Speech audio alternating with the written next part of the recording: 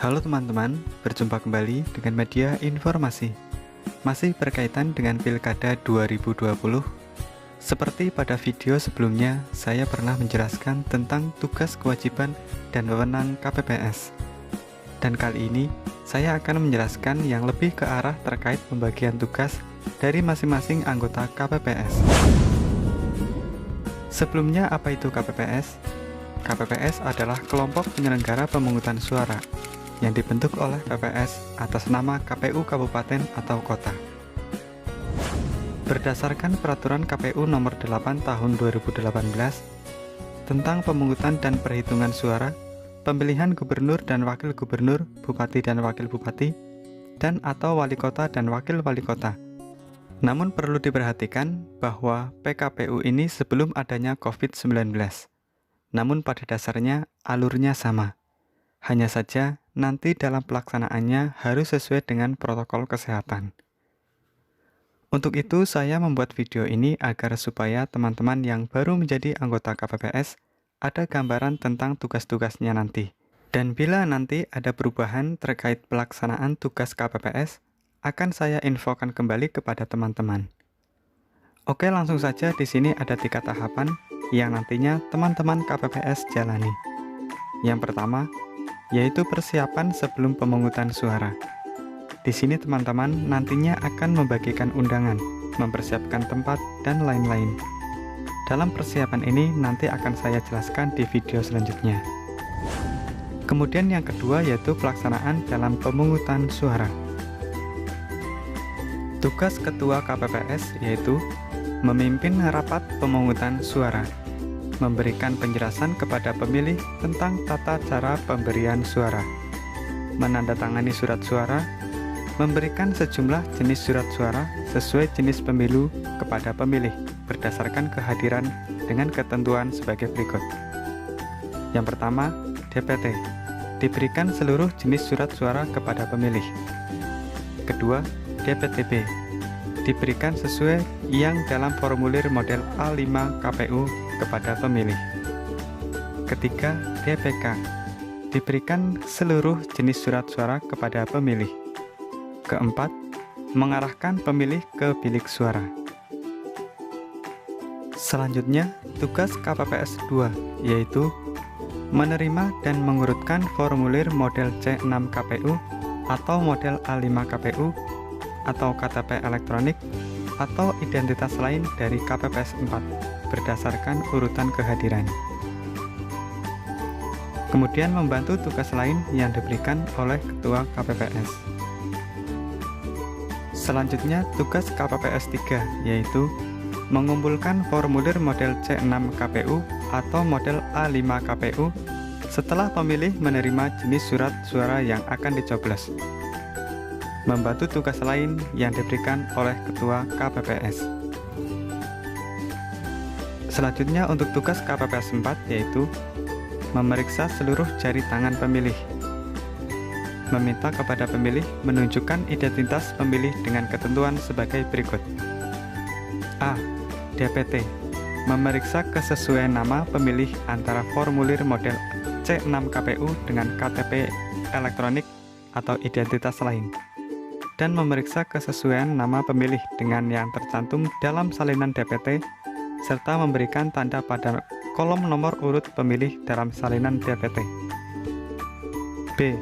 DPTB, memeriksa kesesuaian nama pemilih antara formulir model A5 KPU dengan KTP elektronik atau identitas lain, dan memeriksa kesesuaian nama pemilih serta memberi tanda pada kolom nomor urut pemilih dalam salinan DPTB. Kemudian yang C yaitu DPK, tidak terdaftar dalam DPT atau DPTB. Ada surat rekomendasi dari PPS dalam tempat TPS-nya, memeriksa kesesuaian antara pemilih yang bersangkutan dengan KTP elektronik yang ditunjukkan oleh pemilih. Selanjutnya, tugas KPPS 5 yaitu menuliskan nama pemilih dan jenis disabilitas pemilih yang belum tercantum dalam formulir model C7 DPTB KPU atau model C7 DPK KPU atau daftar hadir. memeriksa kepada pemilih untuk menandatangani daftar hadir tersebut. Kemudian mempersilahkan pemilih menempati tempat duduk yang telah disediakan untuk mendapatkan surat suara yang akan dicoblos sesuai urutan kehadiran. Selanjutnya, tugas KPPS 6 yaitu mengatur dan memastikan pemilih memasukkan masing-masing surat suara ke dalam kotak suara sesuai jenis pemilu. Tugas KPPS ke-7 yaitu mengatur dan meminta pemilih yang akan keluar TPS untuk mencelupkan salah satu jari pemilih ke dalam tempat tinta. Kemudian yaitu tugas dari petugas ketertiban TPS, yaitu menjaga ketentraman, ketertiban, dan keamanan di TPS, yang dalam melaksanakan tugasnya, satu orang berada di pintu masuk dan satu orang berada di pintu keluar TPS. Kemudian, untuk tugas KPPS yang ketiga yaitu dalam perhitungan suara. Tugas Ketua KPPS yaitu menjelaskan tentang tata cara penghitungan suara yang sah atau tidak sahnya surat suara. Kemudian, menentukan sah atau tidak sahnya surat suara, memastikan formulir model C KPU, model C1 KPU yang telah dibuat dengan benar dan cermat dalam beberapa rangkap. Menandatangani model C KPU, model C1 KPU, dan model C1 plano KPU. Meminta tanda tangan saksi dan menyerahkan salinan kepada saksi dan PPL.